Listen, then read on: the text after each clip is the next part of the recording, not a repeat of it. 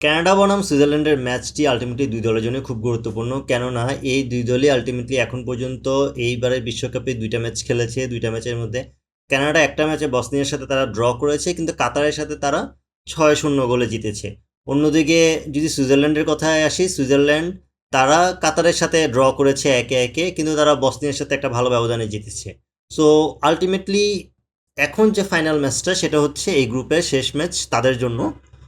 এই ম্যাচের উপরেই ডিপেন্ড করবে তারা আসলে তাদের দুজনের মধ্যে কে গ্রুপ চ্যাম্পিয়ন হচ্ছে। কেননা কানাডা আলটিমেটলি এখন পর্যন্ত তারা বসনিয়ার সাথে ড্র করার পরে কাতারের সাথে খুব ভালো একটা স্কোর করেছে, অ্যান্ড অন্যদিকে সুইজারল্যান্ড তারা কাতারের সাথে ড্র করেছে, অ্যান্ড বসনিয়ার সাথে তারা ম্যাচে জিতেছে ভালো ব্যবধানেই। সো সেই জায়গা থেকে সুইজারল্যান্ড একটু পিছিয়ে থাকবে সেই ক্ষেত্রে, যেখানে আলটিমেটলি হচ্ছে কানাডা তারা লাস্ট ম্যাচেই কাতারকে 6-0 হারিয়েছে। সো স্বাভাবিকভাবে এটা তাদেরকে দারুণ বুস্টআপে রাখবে। বাট আপনি যদি এখন তাদের দুজনের খেলার প্যাটার্নে আসেন, প্যাটার্নে দেখবেন সুইজারল্যান্ড যেটা করতে চাইবে, তারা চাইবে বল পজিশনটা তাদের দিকে রাখতে, তারা আলটিমেটলি চাইবে অ্যাটাক করে খেলার জন্য।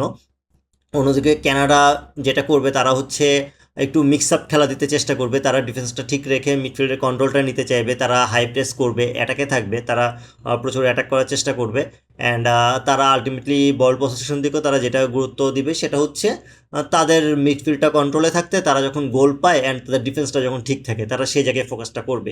অ্যান্ড সুইজারল্যান্ড যেহেতু র্যাঙ্কিংয়ে আগানো টিম, সো তারা যেটা চেষ্টা করবে, তারা এই ম্যাচে শুরুতে গোল দিতে, অ্যান্ড তারা স্বাভাবিকভাবেই চাইবে হচ্ছে শুরু থেকেই কানাডাকে প্রেশারে রাখার জন্য। কিন্তু সুইজারল্যান্ডের যদি আমি উইক পয়েন্টে আসি বা তাদের যে জায়গাটাতে গ্যাপ আছে, তারা হচ্ছে যখন অ্যাটাকে যায় তাদের ফিনিশিংয়ে প্রবলেম আছে, তারা ফিনিশিং ঠিক করে দিতে পারে না।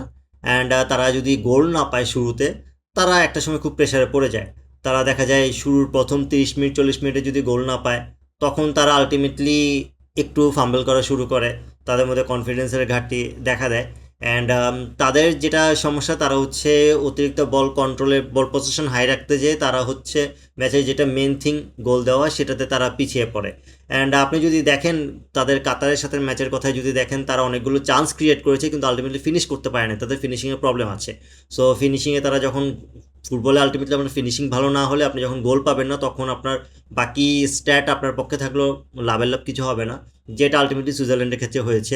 অন্যদিকে কানাডার কথা যদি দেখেন, কানাডা কিন্তু কাতারকে সুযোগ পেয়ে তারা যখন কাতারকে চেপে ধরেছেন, কাতারের দুইটা রেড কার্ড পেয়েছিল, তারা সেই সুযোগটা কাজে লাগিয়েছে, তারা 6টা গোল দিয়েছে কাতারকে।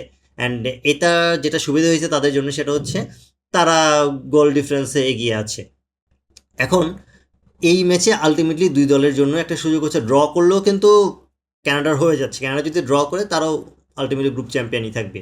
যদি কানাডা হেরে যায় সেক্ষেত্রে সুইজারল্যান্ড গ্রুপ চ্যাম্পিয়ন হবে। সো কানাডার একটা ওয়ে আছে, তারা যদি ম্যাচটা ড্র রাখতে পারে তাদের জন্য একটা চান্স যেহেতু আছে, তারা ওই প্ল্যানেই আগাবে। তারা হচ্ছে ম্যাচটা অবশ্যই জিতার জন্যই খেলবে, জিততে খেলবে, কিন্তু তারা আলটিমেটলি যেহেতু সেকেন্ড অপশন আছে, ড্র করলে তাদের হয়ে যাচ্ছে, সো তারা ডিফেন্সটা ঠিক রাখতে চাইবে।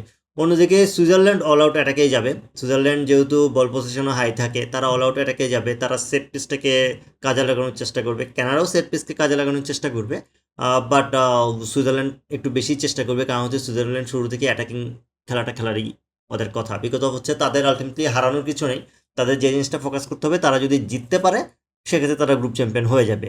সো ওভারঅল এই ম্যাচটা দারুণ একটা ম্যাচ হতে যাচ্ছে। অ্যান্ড আমার কাছে মনে হয় যেহেতু দুই দলেই আলটিমেটলি আগের ম্যাচগুলোতে তাদের একটাতে ড্র করেছে আর একটাতে বেস্ট পারফরমেন্স দিয়েছে, সো কাউকে আপনি কিন্তু পিছিয়ে রাখতে পারবেন না। বাট প্রেডিকশানে যদি আসি, প্রেডিকশানে আমি পার্সোনালি আমার কাছে মনে হয় কানাডা এগিয়ে থাকবে। তাদের জন্য যেহেতু আগের ম্যাচটাতেই তারা 6-0 জিতেছে, আর তাদের জন্য একটা দারুণ বুস্ট আপ, তারা এই ম্যাচটা হয়তো বা শেষ পর্যন্ত 2-1 বা 2-0 জিতে যেতে পারে।